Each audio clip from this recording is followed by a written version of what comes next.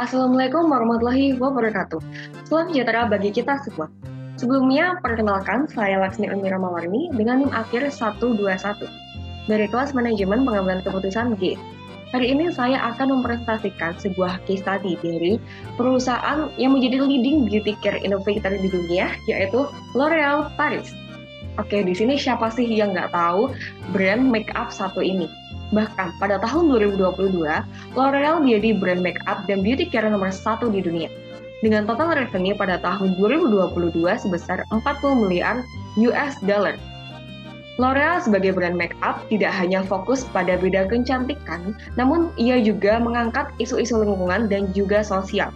Sehingga perusahaan itu memiliki sustainability value yang sangat tinggi. Selain itu, L'Oreal juga memiliki sebanyak 36 subsidiaries seperti Maybelline, Yves Saint Laurent, La Roche-Posay, Biotherm, dan lain sebagainya. L'Oreal sendiri sudah memiliki official branch yang tersebar di lebih dari 150 negara di dunia. Seperti di Indonesia, kita sendiri mengenal L'Oreal Indonesia, dan kalau misalnya di Jepang, itu ada L'Oreal Japan. Nah, sebenarnya titik permulaan L'Oreal menjadi leading innovator adalah case study yang dialami L'Oreal, yang mana dari case study ini itu berawal dari domino effect pandemi COVID. Selain itu, ada leading factor lain, yaitu kemajuan teknologi yang semakin imersif dan perkembangannya yang sangat pesat. Di sini ada CEO dari L'Oreal, yaitu Jean-Paul Eigen, yang memiliki komitmen tinggi untuk terus berinovasi dalam perkembangan beauty care dengan mengadopsi kemajuan teknologi.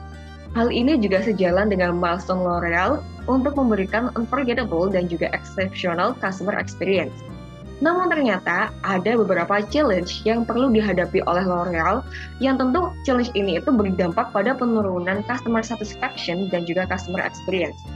Tentu kita tahu bahwa dengan penurunannya customer satisfaction itu akan mempengaruhi penurunan dari sales yang pada saat itu penurunan itu sebesar 5%. Oke, di sini kita akan membahas terkait fishbone diagram dari case L'Oreal Paris. Di sini ada beberapa aspek. Pada bagian atas, di sini ada aspek eksternal, yaitu teknologi dan juga customer.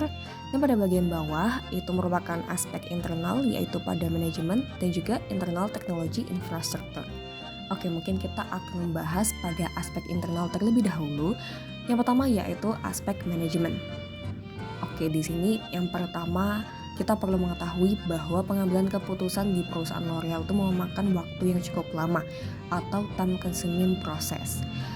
Oke, hal ini tuh disebabkan adanya sistem manajemen yang tidak responsif pada perubahan atau unresponsive to changes. Hal ini disebabkan oleh struktur manajemen di perusahaan yang sangat hierarkis dan struktural atau highly structured management, sehingga kurang fleksibel untuk menghadapi perubahan-perubahan yang terjadi di environment. Lalu yang kedua, kita membahas terkait internal teknologi infrastruktur.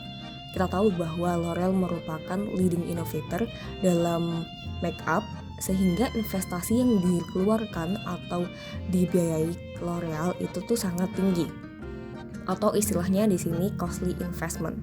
Kita juga tahu bahwa L'Oreal tuh memiliki branch sebanyak 150 branch yang tersebar di seluruh dunia.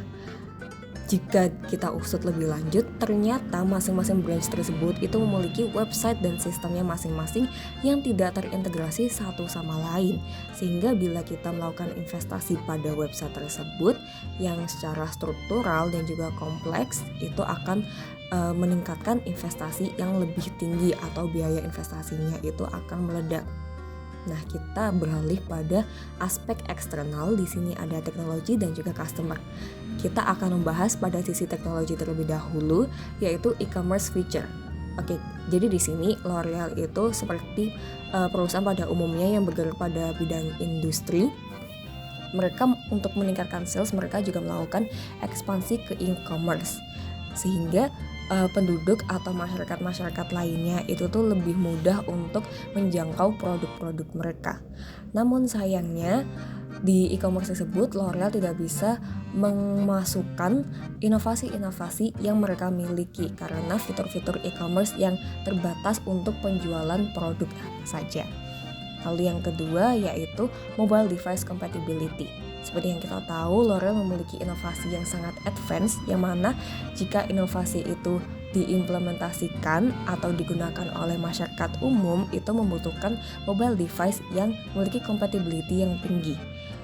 Namun, di sini milestone dari L'Oreal itu mereka ingin masyarakat bisa menggunakan inovasi mereka untuk kebutuhan sehari-hari melalui device masyarakat itu sendiri. Sehingga di sini perlu dilakukan evaluasi pada inovasi L'Oreal agar inovasi yang mereka lakukan itu bisa diimplementasikan pada seluruh mobile device, terutama pada mobile device yang saat ini banyak digunakan oleh masyarakat. Dan yang terakhir di sini ada aspek customer. Nah, kita bisa mengetahui yang pertama itu ada difference preference dan kedua yaitu trend rapidly changes. Oke, di sini kita tahu bahwa L'Oreal memiliki branch di 150 negara, yang mana negara-negara tersebut memiliki preferensi yang berbeda pada looks makeup. Oke, selanjutnya kita akan membahas tren dalam dunia makeup.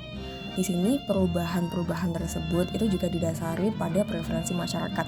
Kita tahu bahwa preferensi dari setiap masyarakat di berbagai negara itu berbeda-beda, seperti looks makeup Timur Tengah dan juga looks makeup dari Asia Tenggara itu memiliki karakteristik yang berbeda. Dan perlu diketahui bahwa tren dari masing-masing negara itu juga berbeda, sehingga pada bagian customer itu tuh L'Oreal harus memiliki strategi pendekatan yang berbeda-beda namun tetap terintegrasi. Hal tersebut juga menjadi penyebab sulitnya pengimplementasian immersif dan juga unified customer experience dari L'Oreal. Untuk mengatasi hal tersebut, L'Oreal melakukan beberapa langkah strategi perubahan seperti penggunaan single domain untuk keseluruhan sistem, sehingga akan lebih terintegrasi. Single domain yang digunakan yaitu Cloudflare Reverse dengan fitur proxy yang memungkinkan L'Oreal untuk meningkatkan performa dan reliabilitas pada jaringan perusahaan.